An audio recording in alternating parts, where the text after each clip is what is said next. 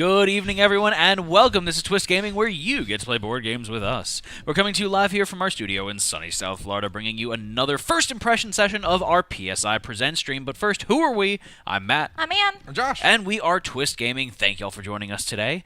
So, our first impression session is where we talk about our favorite aspects, any constructive criticisms that we had, and the most important question of the evening of would we play the game again. And tonight we had the pleasure of showing off Mystery of the Temples by Deepwater Games. Deepwater Games, thank you very much. I had a minor brain fart there. But we showed that off on stream today. It was a lot of fun. So, Josh, what kind of game is Mystery of the Temples? I don't even know how to describe this. It's got a little bit of set collection in here, resource management. There's a spatial element with the lattice. Correct. And there's more to it, but like it's very unique in the way the game plays, and I think that's kind of been the theme here for the Deepwater Games that we're showing off. And what are you looking at me for, Ann? I'm just giving death stares. Oh yeah. No. So I'm gonna go first because I was the winner. I beat Josh. Winner, chicken dinner. Beat Josh by a lot in this game. But a lot. So I'm gonna talk about my favorite aspects of the game, and I think Josh touched on it. I think your favorite aspect is you beat me a lot. That's terrible. Where are you even on? I zoomed in on the scoring sheet when I beat Josh by a lot. So I think Josh touched on a lot of my favorite aspects of the game with his brief intro there, just because it's very unique in the way that it is. So you have the game set up, and Ann, if you could point to the temples. So these are the temples. So I apologize because It's a little messed up right now, but so the temples are there's these temples around the map, and we had it's like the worst one to show off, all the green. So there's these temples around the map, and our goal is to take away the curses that are at these temples, and the curses are represented by these numbers at the top here. So those are the curses that we have to get rid of, and you get that number in points by completing the curse, by removing it. And so in order to remove it, you have to spend crystals equal to what's leading up to those numbers. And you can go either direction. So if you want to get... What's up? Well, sorry, I just wanted to do a quick clarification on how you phrase that with the spending of the crystals in totality. Because you have the lattice element, not only must they be that combination of crystals. They have to be in sequential order as well. So that is an important element, and I'll show that off in just a second, but I really like that aspect too. But for this one here, you have to spend a blue, a red, and a purple to at least get rid of a curse, or a blue, and a yellow. But then once someone gets it, it's out of the game. So they put their scoring cube there, and they can no longer get there. But you can then spend an additional green on top of that in order to get the 8. So you'd have to spend a blue, a red, a purple, and a green, or a blue, a yellow, a purple, and a green. So the crystals are these lovely elements here, and you get those by jumping around the board and going to either the temples, not breaking a curse, or going to these forest spaces here.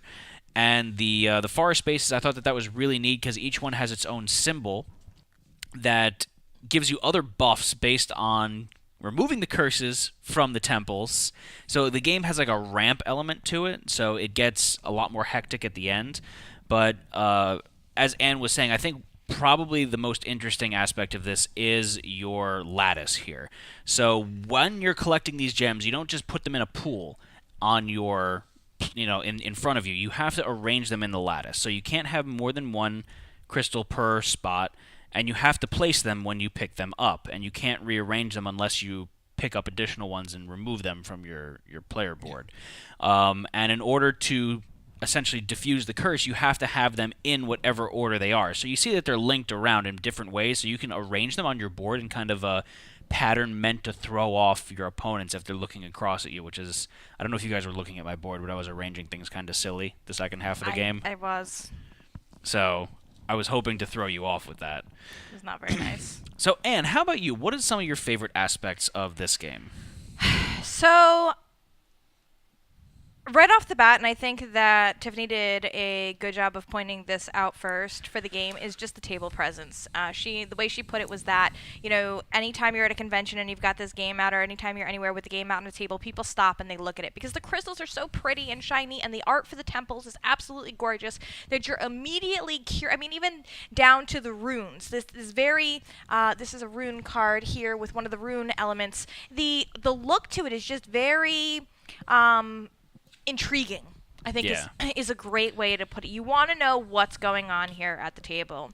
I liked the whole lattice kind of puzzle idea, and sometimes it was a little frustrating, but I think it was the right kind of frustrating for a puzzle for me. And I liked the asymmetrical player powers. That was kind of neat. Love asymmetrical player powers. And that no, it's definitely one of your favorite points. So you showed off one player board, and I like this idea that not only did the player boards have asymmetrical player powers, which are on the bottom of each of the player boards here, but they have an A side And a B side. so the A side, I believe she said, was typically the easier side to play as, so it's recommended you start as the A side, and then as you progress, flip over to the B side. It's a little bit more challenging, a little bit more in-depth strategically. So it definitely adds something that I would like to go back and try. It lends itself to the replayability of the game. Josh, how about you? What aspects of the game would guys you like hit to a point lot out? of points to it. Note these cards in the setup, you had turn order on them, so whoever the one card went first, and I think that kind of tailored it a little bit. Right. So whoever was in last place kind of get a little bit more of a boost. But there's advanced rules for a draft, so you can actually draft the cards to see what you're going to start with, and things like, which I thought was kind of cool. That's neat. That's in there, and then there's a variant for two. So it's a 2 to 4 player game. There's a variant for 2-player where there's kind of like a ghost meeple that kind of just goes around the To board. prevent you from camping on spots, because part of the game is you can't share a spot with the other players. Yeah. So blocking is part of it. So having like a ghost meeple, spirit meeple, It also whatever helps it's you called. leapfrog a little bit more. Oh, which yeah, is that one makes of the sense. cool mechanisms of the game of jumping from place to place. So Josh, Mr. Colorblind. So what they did was really cool. They apparently fixed all the colorblind issues the original release had. By adding iconography to what was missing from the game. From what was missing. But they actually added cardboard chits for the gems that you can use instead. They'll And have that. They're so- color-coded and Shapes. each Shapes. unique shape as well. So you have the sapphire is going to be a teardrop. The clear crystals are kind of like rough cut diamonds. The yellow crystals more of that emerald cut. Is the purple a princess? No, it's not. No, it's like a a crystal. shard. Okay. So it worked really well. The colors for me worked actually pretty well. The blue and purple are a little close, but I was able to manage it. This light blue and this purple. I mean, I know everybody differently has different kinds of. Colorblindedness. Yeah, Okay. it's a little difficult, and I think I grabbed the purple by mistake once. Once, yeah. And it wasn't that I couldn't tell which one. It was more the icon, and I wasn't looking at the icon on the cards. I was just doing it by color, and the blue is a lot darker than the crystals for me. So I went to go grab the purple because it's the darker color of the two. Okay. But if we use the chits, it wouldn't have been an issue at all. But no, I really enjoyed the unique powers, and you guys really hit on a lot of the points that I liked. And there is a slight player interaction is very minimal. You're not messing with other players as much, but with positioning and stuff, you can really mess with players. I definitely was trying to And- block you guys at points Yeah. Do you know how I interacted with my fellow players? by getting screwed over. I yelled at them when they took my turns. Yeah. And I stuffed my moves. So going into the constructive criticisms portion, this is where we talk about any points of the game that we would change if given the opportunity. And again, this is just based on our personal preferences. So myself personally, I felt that the first half of the game, and this might have been just our play styles, was very every one of us doing the same thing and getting the same result. Where we each went around the board, got the necessary crystals to get an 8-point clear on one of the temples, and then executed. And the three of us did that on the first one, and then I think we all did it on the second one before we started to change up our playstyles. And part of the reason we had to change up the playstyles was because of the ruins cards that we were getting, which alters basically how we're picking things up. So I like that the ruins cards were allowing the game to start to diverge, but to me it felt like the first half of the game was very cookie, not even half. Like the first quarter of the game was kind of cookie cutter. And again, I think that might be just our play styles and playing reactionarily towards each other. And maybe the other player abilities will change that up when you play with them. That's If true. We can play with those. We don't necessarily know. I was surprised that we didn't fight over the 2 main temples as much as. I'm surprised. Yeah, I was going hard for those. Yeah. Like, Yeah, I was trying to get like 2 more 8-pointers out, and you beat me to one of them. Before, and I actually had everything. I got screwed up in my placement in the circle. yeah. Like, because I had the purple one, but I was just past it, so I couldn't get back to it. And I was like, I almost had the red one, but I need one more resource. And blocked the red resource that I needed to get to it before you got to it. I would like to note, if you didn't spend your crystal that last turn to get the purple one, which I saw you were on the fence about, I was going to jump to it to block you because I saw that you had it, so I was going to be a jerk to you then. Yeah. I wish that it was a bigger board. I'm not a big fan of, look, you guys sometimes have similar play styles, and my play style differs from you guys. And at some points, I got a little frustrated with my options. And I get that that's an enjoyable thing for some people, and that's something that they enjoy, having to deal with limited choices. I don't. How do I want to phrase it? Sometimes in some games I like that. Sometimes in other games I don't. In this particular game, I was not a huge fan of it. Maybe I think that if the board was bigger, I thought it was so. I didn't. I felt like there weren't enough spaces for the people, the options, the amount of people that we had out on the board. I felt very trapped. I was thinking that the frustrations of people going to the 1 or 2 spaces that you had your eye on kind of weighed heavy on you. Yeah. I think that's part of this game is you have to kind of that's the one part you have to manage with the other players. Yeah. Note that this board does get slightly bit. There's 2 more cards added when a 4-player game. I would be curious to see what 3 people on a 4-player board would look like. There would just be 2 more wilderness. I'm just saying. I know. I'm just saying how much bigger it is. It's just 2 more cards. I would be interested in the feel of playing and the experience. But I mean, I get, was like this or like this. Yeah, so I think, like, honestly, that was my main constructive criticism. I can see where you're coming from, Anne. That's honestly, though, that's part of the reason that I liked the play style of the game, because that's how I play. Part of my actions is weighing what's the benefit for me versus the benefit of removing a benefit from someone else, and what's the delta there. So. No, I totally, and I mean, so Stephen mentioned it didn't allow for analysis paralysis, which I tend to often, but it kind of makes it worse because I know when my turn's going to come up, and by the time Matt's come around to his turn, I have an idea of what I want to do, but you can throw off my plan so much. And in this particular game, when you've got so much strategy, because you've got to make sure that your lattice has your crystals in the correct order for whichever temple that you're trying to get to, and you have to make sure you're X amount of spaces away from the temple. One move from one of your opponents can really throw this plan that you have in your head out of whack, and then you're stuck here on your turn trying to figure out a new move. And honestly, in these kinds of games, when you're waiting on 3 people, you also have a little bit more pressure because the person in front of you wants to take their turn. So that's you've got a little bit of that. I mean, I gotta refigure out what I'm gonna do, and I have to do it quickly so that I don't annoy the next player. You know what I think would have alleviated some of that problem for you? Not caring about people and their emotions? No. Well, maybe the unidirectional movement. Going left and right? Yeah. Yeah, that would have opened up some options too.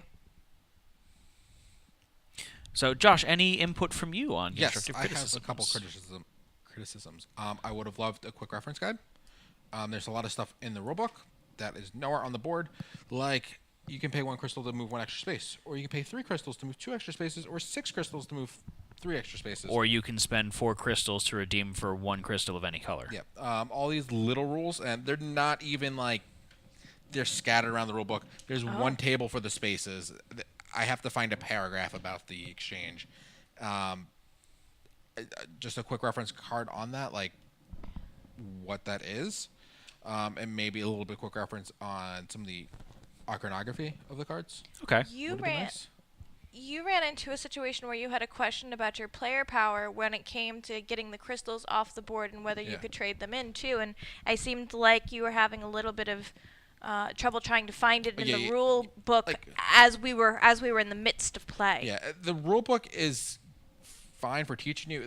There's just Not a quick reference area. there's no quick reference area to it, and everything's in paragraphs, and you're just kind of like, I have to find the right bullet point for it, and it's like, Gotcha. oh, it's in this section, but I don't even know what section it would be in because it's kind of mixed. That's my biggest fault of this. And once you know the rules and understand it, it's not an issue. It's just trying to pick that up. Your first couple playthroughs might be a little rougher because of it. And the second one is, this is minor, but like, take a look at the temple card. Better color. Here. Okay, so on the bottom of the card, you see there's a 2 dot and a 3 dot for the number of players. And if you look at the top, there's a little 2 dot. You block that off in a 2-player game. That spot's not The available. 5 spot. The 5 spot. Gotcha. If you turn it around, though, it's the 4-player side. There's no indication that it's the 4-player side, but that's the 4-player side. Yeah. And then these are the 2 cards that play in a 4-player game, but they have 2 and 3 dots on them because you remove them in a 2 and 3-player game, because that makes complete sense, right? Oh, so it's not Oh. consistent. So No. on the temple cards where you see that it has 2 dots, you block off or omit where you have 2 dots. And then you keep that. This is the side of the card you use with the 2 and 3 dots. But on the cards, it's the opposite Yeah, of whether you you remove include. that card. You remove that card from the game. Gotcha. So yeah, having a 4 dot on the bottom of this Yep. would probably be better from a consistency standpoint. It's just a minor. No, and, I could see how that is frustrating. and I had to reread the rules, I think, twice for that. No, that wasn't the bad one. The one was the mana upgrade.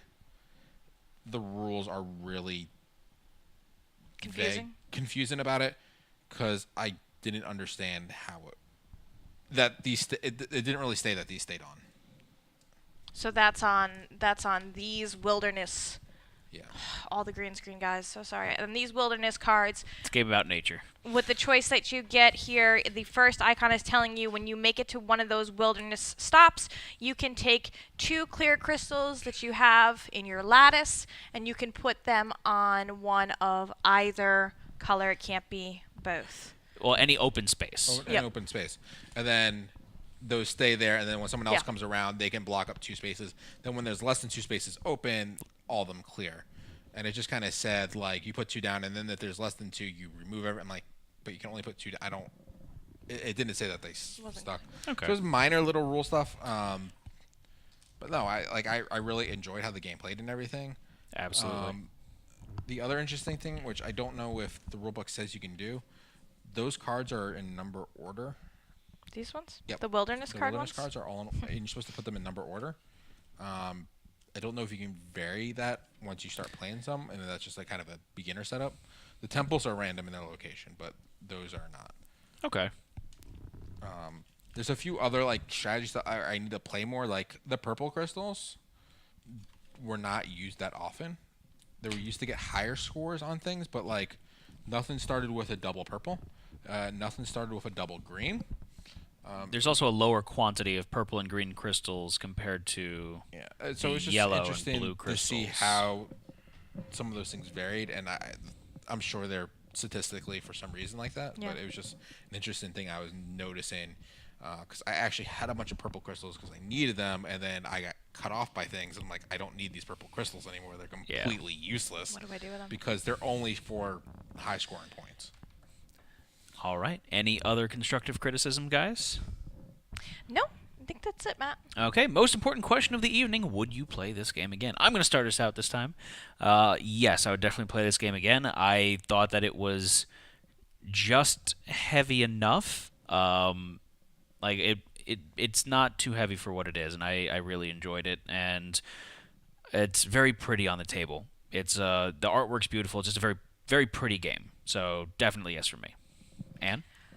I would play this game again. It probably would not be the game that I pulled off on the shelf. I'm curious to play it again, but I wouldn't want to play it competitively. Like I would be like, it would be. I'd approach the game more as, hey, let's see what kind of cool stuff we can do. But I would definitely not be competitive for points. I think that would be too much for me. Josh, Definitely play this again. Curious how the 2-player variant works. with the ghost. Yeah. We played another game recently that it just didn't work out well, so I'm just curious of how Yeah. a full game still works with that. But no, it's a 3-4 player game. This is a nice little game, and it's not very long. It's pretty. Yeah, it It's was about a 30-minute game. The length was nice on it. So it's a nice little game that I might pull out with the right crowd. All right, so I think that's going to conclude our presentation here, our first impression presentation of our PSI Presents game Mystery of the Temples by Deepwater Games. So remember, guys, we're going to be doing a giveaway of this live in just a few minutes, but for now, we're going to be signing off. I'm Matt. I'm Ann. I'm Josh. We're Twist Gaming. Good night, everyone. Good night. Bye.